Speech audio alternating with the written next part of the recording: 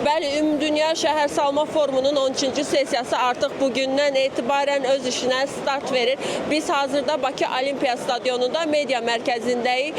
Qeyd edim ki, bu forum yalnız urbanistika və memarlıq sahəsində deyil, həm də sosial inkişaf, iqtisadi transformasiya, iqlim dəyişiklikləri və insan rifahı ilə bağlı ən böyük platformalardan biridir. İndiyədək 182 ölkədən 40 mindən çox şəxs qeydiyyatdan keçib, 66 ölkədən 217-dən çox təşkilat bir araya gələcək. Forumda həmçinin 45 şirkət və 14 startup layihəsi də daxil olmaqla. Həmçinin burada sərgi proqramları da öz işini göstərəcək, özəl sektorun nəzərə çarpacaq dərəcədə geniş iştirakı gözlənilir. Həmçinin mən bugünkü proqram haqqında sizə məlumat vermək istəyirəm. Qeyd edim ki, yeni şəhər gündəliyi ilə bağlı nazirlər görüşü keçiriləcək. Daha sonra isə assambleyaların birgə açılışı olacaq və bu proqram paralel şəkildə aparılacaq. Həmçinin assambleyaların birgə açılışından sonra Qadınlar Assambleyası, Dünya Yerli və Regional Hökumətlər Assambleyası, Kütləvi və Vətəndaş Cəmiyyəti Təşkilatı,